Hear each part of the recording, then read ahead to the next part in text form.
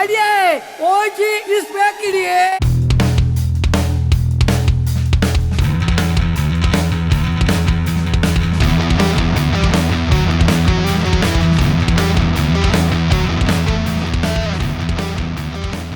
இந்த car launch ஆனப்போ எங்கே பார்த்தாலும் சியரா அப்படி இருக்குது இப்படி இருக்குன்னு பெரிய ஹைப்பு தான்.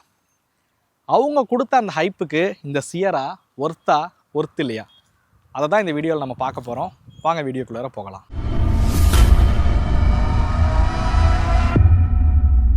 Special thanks to FPL Tata Thanjavur. அவங்க தான் நமக்கு வெஹிக்கிள் வந்து வழங்கியிருக்காங்க. நீங்கள் தஞ்சாவூர் சுற்றி உள்ள பகுதியிலேருந்து வீடியோ பார்த்துட்ருக்கீங்க அப்படின்னா டிஸ்பிளே தெரியக்கூடிய காண்டாக்ட் நம்பருக்கு மறக்காமல் காண்டாக்ட் பண்ணுங்கள். 1991 டாடா சியராவை டாடா நிறுவனம் இந்தியன் மார்க்கெட்டில் அறிமுகப்படுத்துகிறாங்க. உண்மையிலே பார்த்தீங்க அப்படின்னா அந்த மஸ்குலர் டிசைன் அனைவரோட ஆர்வத்தையும் ஈர்த்துச்சு அப்படின்னு தான் அவன் சொல்லணும். இப்போ வரைக்கும் டாடா சியராவை பற்றி நம்ம பேசிக்கிட்டு இருக்கோம் அப்படின்னா அந்த ஓஜி டாடா சியரா தான் முக்கியமான ஒரு காரணம். சியரா திரும்பவும் இந்தியன் மார்க்கெட்டில் அறிமுகப்படுத்த போகிறாங்க அப்படின்னோடனே எனக்கு ஒரு பயம் இருந்துச்சு. அது என்னன்னு கேட்டிங்க அப்படின்னா எங்கே சியராவை சஃபாரி மாதிரி கொண்டு வந்துடுவாங்களோ அப்படின்றது போல். ஸோ சஃபாரி பார்த்தீங்க அப்படின்னா இப்போ இருக்கக்கூடிய சஃபாரிக்கு திடீர் பெயர் மாற்றம் தான் பண்ணாங்க சஃபாரி அப்படின்னு. பட் அந்த மாதிரி ஒரு தப்பை சியராக்கு உண்மையிலேயே டாட்டா பண்ணவே இல்லை அப்படின்னு தான் சொல்லணும். பழைய சியராவோட அந்த டிஎன்ஏவை, அந்த பாக்ஸி டிசைனில் இருக்கக்கூடிய அந்த டிஎன்ஏவை எடுத்து இந்த காலகட்டத்துக்கு தகுந்த மாதிரி மாடர்னாக உருவாக்கியிருக்காங்க அப்படின்னு சொல்லலாம்.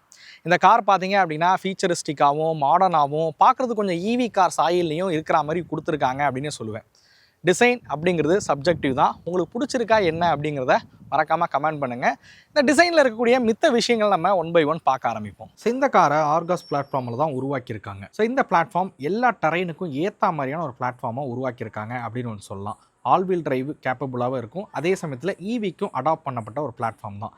இந்த காரில் 6 விதமான கலர் ஆப்ஷன் 7 வேரியண்ட்டில் பார்த்தீங்க அப்படின்னா கொடுத்துருக்காங்க. இங்கே நிற்கக்கூடியது அக்காம்ப்ளிஷ் ப்ளஸ்ன்னு சொல்லக்கூடிய டாப் மாடல் தான் இங்கே இருந்துகிட்ருக்கு. டிசைன் ஃப்ரண்ட் ப்ரொஃபைல் பொறுத்த வரைக்கும் உங்களுக்கு ஆல் LED செட்டப் வந்து கொடுத்துருக்காங்க. ஸோ ஹெட்லைட்டாக இருக்கட்டும், ஃபாக் லேம்பாக இருக்கட்டும், கனெக்டட் டிஆர்எல்ஸாக இருக்கட்டும், எல்லாமே LEDயில் இருக்கிற மாதிரி வந்து கொடுத்துருக்காங்க.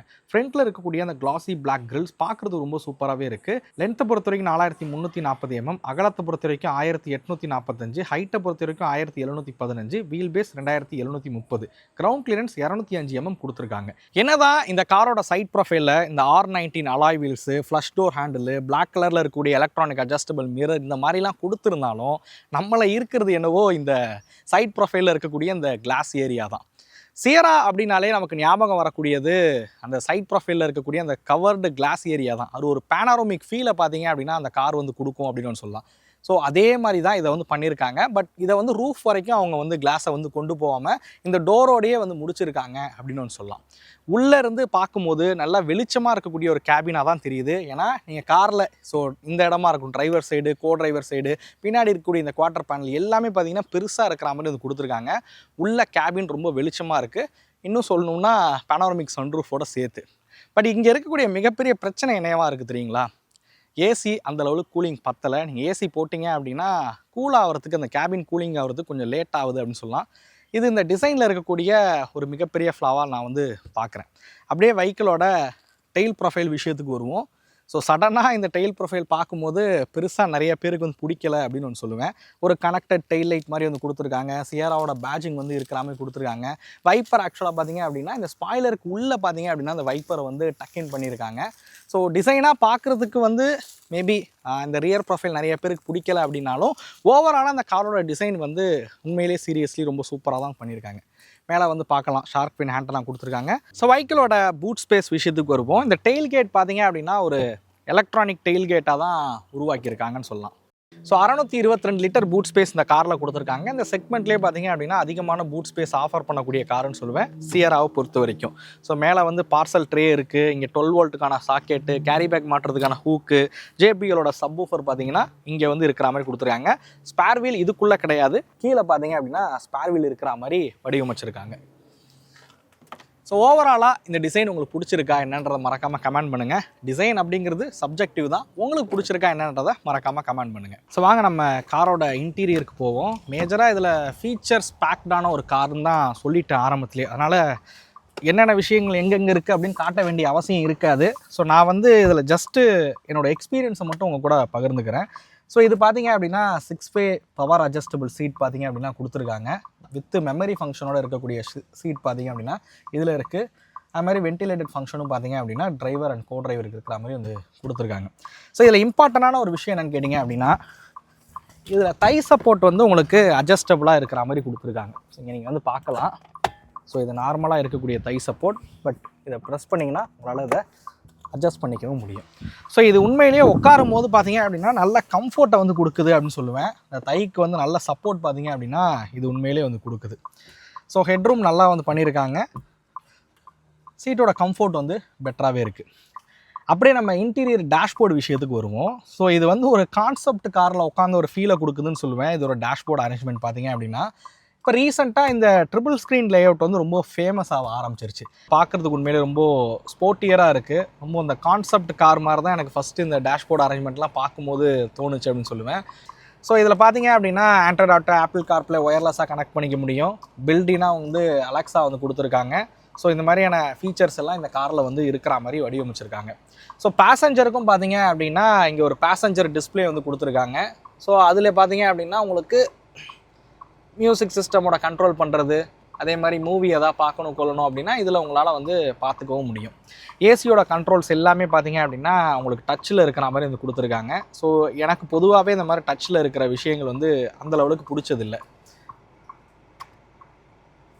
ஸோ இது வந்து ஒரு டிரைவர் சென்ட்ரிக்காக இல்லாத ஒரு ஃபீலை வந்து எனக்கு நிறைய இடங்களில் வந்து கொடுக்கும். ஸோ அதனால் இதெல்லாம் வந்து எனக்கு பெருசாக அந்த அளவுக்கு பிடிக்காது அப்படின்னு சொல்லலாம்.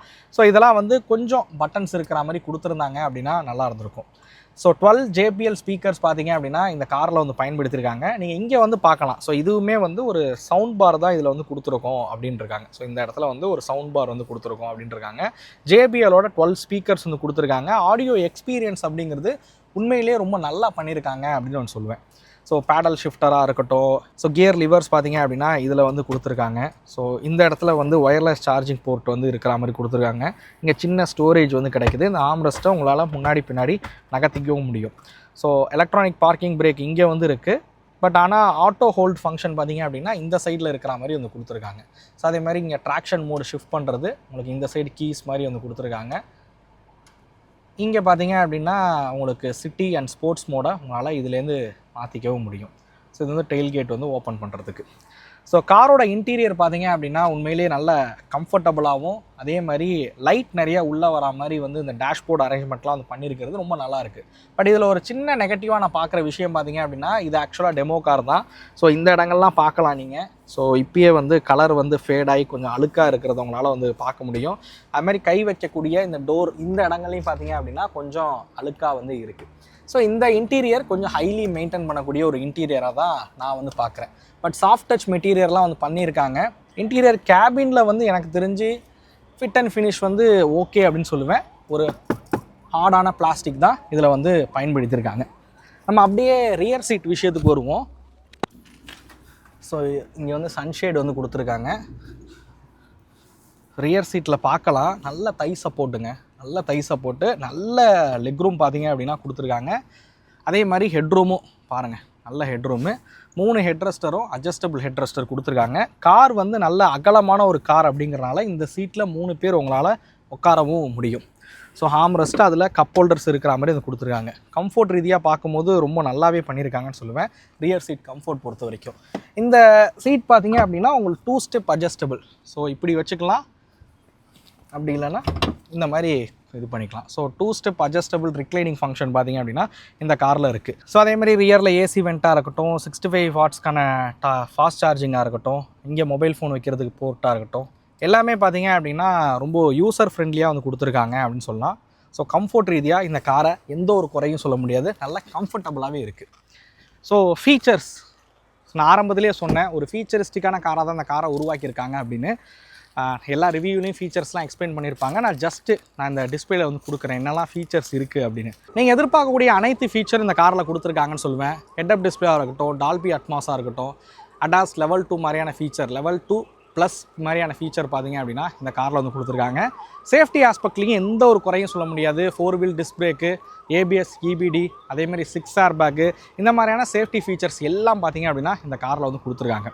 ரீசெண்டாக கூட ஒரு லைவ் ஆக்சிடென்ட் வீடியோலாம் வந்து பார்த்தோம். ஒரு கன்ஸ்ட்ரக்ஷன் சைட்டில் வந்து சியரா வந்து கவுந்து இருந்தது, அதெல்லாம் வந்து பார்த்தோம். பில்டு உண்மையிலே ப்ரூவ் பண்ண வெஹிக்கிள் அப்படின்னு சொல்லுவேன். சேஃப்டியில் எந்த ஒரு குறையும் சொல்ல முடியாது சியரா பொறுத்த வரைக்கும். வாங்க இதோட இன்ஜின் ஸ்பெக் என்ன அப்படின்னு பார்த்துட்டு இந்த வெஹிக்கிள் நம்ம டிரைவ் பண்ணி பார்ப்போம். இந்த காரை பொறுத்த வரைக்கும் 3 விதமான இன்ஜின் ஆப்ஷன் கொடுக்குறாங்க. இந்த வெஹிக்கிளில் புதியதாக பார்த்தீங்க அப்படின்னா டர்போ பெட்ரோல் அறிமுகப்படுத்தியிருக்காங்க. இந்த ஹைப்ரியான் டர்போ பெட்ரோல் பார்த்தீங்க அப்படின்னா ஃப்ரம் ஸ்க்ராட்ச்ல இருந்து உருவாக்கப்பட்ட ஒரு டர்போ பெட்ரோல். இந்தியன் மார்க்கெட்டில் இப்போதைக்கு ரொம்ப ஹைப்பாக இருக்க டர்போ பெட்ரோல் அப்படின்னா அது இதுதான். அதை தான் நம்ம இன்னைக்கு ஓட்டி பார்க்க போகிறோம். 3 இன்ஜினோட உங்களுக்கு ஸ்பெக் எல்லாமே உங்களுக்கு டிஸ்பிளே வந்து ஷோ ஆகும். இந்த டர்போ பெட்ரோலில் ஒன்லி ஆட்டோமேட்டிக் மட்டும் தான் ஆஃபர் பண்ணுறாங்க.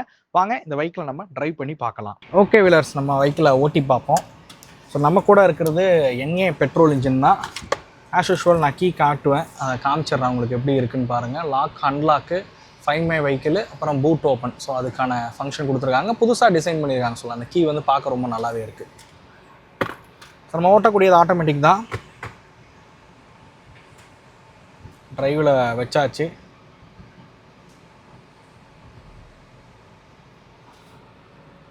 ஸோ ஐடலில் பார்த்தீங்க அப்படின்னா நல்ல இன்ஜின் ரிஃபைண்டாக இருக்குது. ஆக்சிலேட்டர், பிரேக் எதுலேயுமே வைப்ரேஷன் வந்து தெரியவே இல்லை.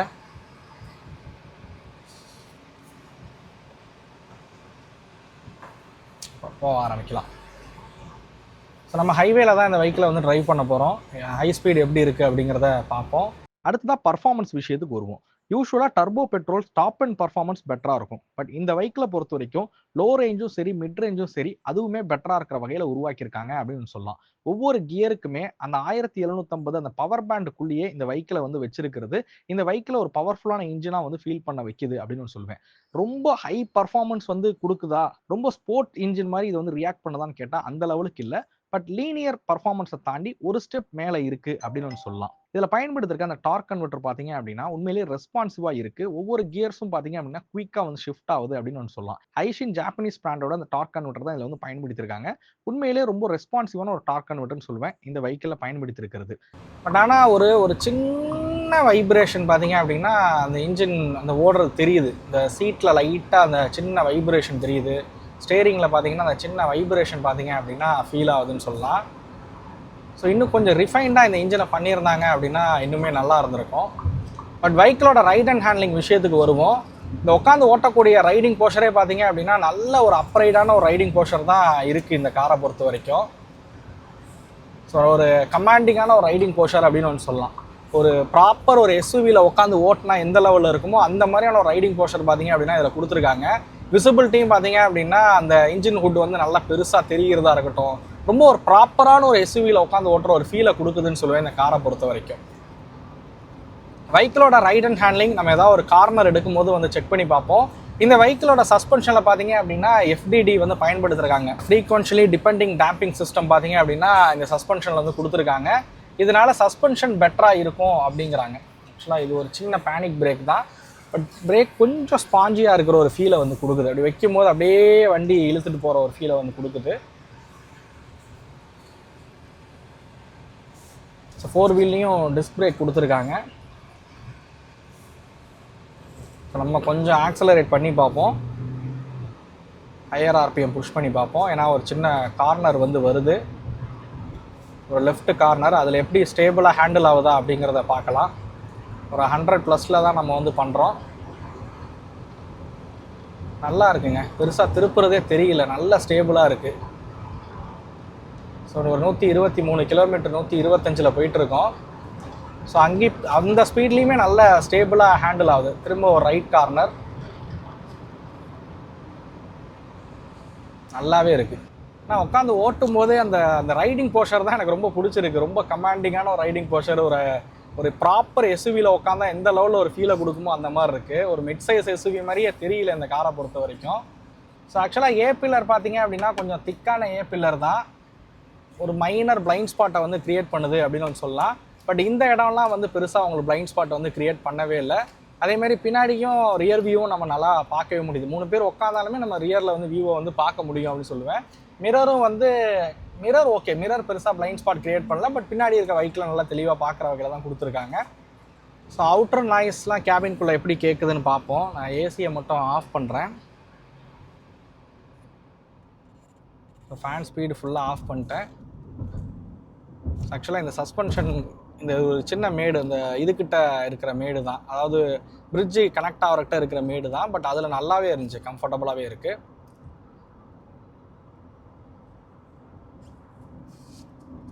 ஸோ டயர் நாய்ஸ் வந்து கேபின்குள்ளே நல்லாவே கேட்குதுங்க.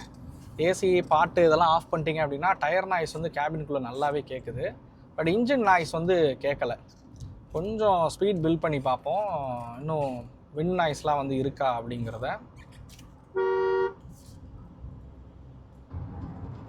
நல்லாவே கேட்குதுங்க. சன்ரூஃப் ஃபுல்லாக க்ளோஸ் ஆகிருக்கா. ஸோ இன்னும் கொஞ்சம் NVH லெவலில் வந்து ஒர்க் பண்ணியிருக்கணும் அப்படின்னு சொல்லுவேன் இந்த காரை பொறுத்த வரைக்கும். கேபின்குள்ளே நாய்ஸ் கொஞ்சம் அதிகமாக கேட்குது, ஏர் நாய்ஸ் கொஞ்சம் அதிகமாக கேட்குது.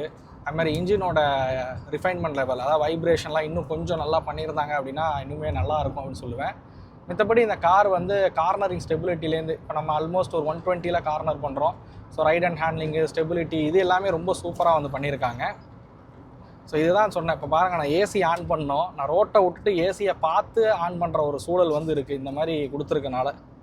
அதுவும் நம்ம கரெக்டாக கையை வைக்கிறேன்னு வேறு தெரிய மாட்டேங்குது. ஸோ இதுக்கு தான் ஃபிசிக்கல் பட்டன்ஸ் கொடுங்க அப்படிங்கிறது. ஸோ இவ்வளோ பெரிய காராக இருந்தாலும் அந்த பாடி ரோலு, ரைட் அண்ட் ஹேண்ட்லிங்லாம் நல்லாவே வந்து பண்ணியிருக்காங்க. கொஞ்சம் NVH லெவலில் கான்சன்ட்ரேட் பண்ணியிருந்தாங்க அப்படின்னா இன்னுமே டாப் நாச்சாக இருக்கும் அப்படின்னு சொல்லுவேன்.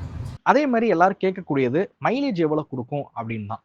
பட் இந்த இன்ஜினை பொறுத்த வரைக்கும் அவங்க சர்டிஃபைட் பண்ணக்கூடிய மைலேஜ் பார்த்தீங்க அப்படின்னா கொஞ்சம் அதிகமாகவே இருக்குது அப்படின்னு ஒன்று சொல்லலாம். ரீசெண்டாக இந்தியா புக் ஆஃப் அவார்டில் 29 கிலோமீட்டர் மைலேஜ் கொடுக்கக்கூடிய டர்போ பெட்ரோல் அப்படின்னு அவார்ட்லாம் வந்து வாங்கினாங்க. பட் அந்த லெவலுக்கு நம்ம எதிர்பார்க்க வேணாம். எனக்கு தெரிஞ்சு ஒரு டீசெண்டான மைலேஜ் இந்த இன்ஜின் கொடுக்கும் அப்படின்னு நான் நம்புகிறேன். இந்த வெஹிக்கிளோட ப்ரைசிங் 11,49,000 இருந்து 21,30,000 வரைக்கும் எக்ஷோரூம் விலையில் ப்ரைஸ் பண்ணியிருக்காங்க. ஆன்ரோட் காஸ்ட் தெரிஞ்சுக்கணும் அப்படின்னா FPL டாட்டாவை மறக்காம காண்டாக்ட் பண்ணுங்க. ஏன்னா ஒவ்வொரு இடத்துக்கும் ஆன்ரோட் காஸ்ட்ல வித்தியாசங்கள் அப்படிங்கிறது இருக்கும். இந்த பிரைசிங் பார்த்தீங்க அப்படின்னா சமீபத்தில் அறிமுகப்படுத்தப்பட்ட செல்டாஸை காட்டிலும் கொஞ்சம் விலை அதிகமாக இருக்கிற மாதிரி தான் வந்து பிரைசிங் வந்து கொடுத்துருக்காங்க. பிரைசிங்ல இன்னும் கொஞ்சம் டாட்டா கவனிச்சிருந்தாங்க அப்படின்னா இன்னும் அஃபோர்டபுள் அவங்களால கொடுத்துருக்க முடியும். டாடா சியராவோட பாசிட்டிவ் சைடு என்ன, நெகட்டிவ் சைடு என்ன? இந்த காரில் நான் பாசிட்டிவாக பார்க்குறது உண்மையிலே டிசைனை வந்து குறிப்பிடலாம்.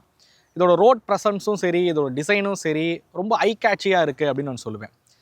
ரெண்டாவதாக, இந்த காரை என்னதான் ஒரு ரெட்ரோ டிசைனை தழுவி உருவாக்கியிருந்தாலும் இந்த காலகட்டத்துக்கு தகுந்த மாதிரி ஃபீச்சரிஸ்டிக்காக உருவாக்கியிருக்காங்க அப்படின்னு சொல்லலாம். ஸோ நிறைய பேக்டான, அதாவது ஓவர்லோடான ஃபீச்சர்ஸ் பார்த்தீங்க அப்படின்னா இந்த காரில் இருக்குது. ஸோ மூணாவதாக பார்த்தீங்க அப்படின்னா engine option. So NA petrol engine ரொம்ப எதிர்பார்த்துக்கிட்டு இருந்தோம். ஸோ அதையும் இந்த காரில் கொடுத்துருக்காங்க. ஸோ இன்ஜின் ஆப்ஷன் ஒரு பாசிட்டிவ் சைடு சொல்லுவேன். டர்போ பெட்ரோல் மட்டும் இல்லாமல் NA பெட்ரோல், டீசல் இன்ஜின் மாதிரியே நான் கொடுக்கக்கூடிய விஷயங்கள். ஸோ அதோட முக்கியமாக உண்மையிலே கேபின் ரொம்ப ஸ்பேஷியஸாகவும் ப்ராக்டிக்கலாகவும் உருவாக்கியிருக்காங்கன்னு சொல்லுவேன். பின்னாடி சீட்டில் 3 பேர் உட்கார அளவுக்கு கம்ஃபர்டபுளாகவும் இருக்குது. ஸோ ஃப்ரண்ட் சீட்டில் வந்து அந்த தை சப்போர்ட்லாம் அட்ஜஸ்டபுளாக கொடுத்துருக்கிறது ரொம்ப யூஸபுளாகவே இருக்குது. அதே மாதிரி பூட் ஸ்பேஸ் அதிகமாக இருக்கிற மாதிரி கொடுத்துருக்காங்க. ஸோ இதெல்லாம் இந்த காருக்கு ரொம்பவே பாசிட்டிவான விஷயங்கள் அப்படின்னு சொல்லுவேன். ஸோ இந்த காரில் நான் நெகட்டிவாக நோட் பண்ண விஷயம் என்னன்னு கேட்டிங்கன்னா, முதல் விஷயமே நான் இதை குறிப்பிடுவேன். டாட்டா புதுசாக கார் லான்ச் பண்ணுறதை கொடுக்கக்கூடிய இம்பார்ட்டன்ஸை சர்வீஸ்க்கு கொடுக்க மாட்டேங்கிறாங்களோ அப்படிங்கிற ஒரு பயம் இருந்துக்கிட்டே இருக்குது. இன்னமும் சர்வீஸில் கான்சன்ட்ரேட் பண்ணாங்க அப்படின்னா நல்லா இருந்திருக்கும். டிசைன் ரொம்ப நல்லா பண்ணியிருக்காங்க. ஃபிட் அண்ட் ஃபினிஷ் இன்னும் கொஞ்சம் இம்ப்ரூவ் பண்ணியிருந்தாங்கன்னா இன்னுமே நல்லா இருந்திருக்கும். ஸோ அதே மாதிரி நான் சொன்னேன்ல, இதில் கிளாஸ் ஏரியா நிறையா கொடுத்துருக்காங்க, ஏசி கூலிங் ஆகிறதுக்கு அதிகமாக டைம் எடுத்துக்குது அப்படின்னு. ஸோ அதையும் ஒரு சின்ன மைனஸாக பார்க்கலாம் அப்படின்னு சொல்லுவேன். ஸோ இதுதான் இந்த காரில் நான் மைனஸாக நோட் பண்ண விஷயம்.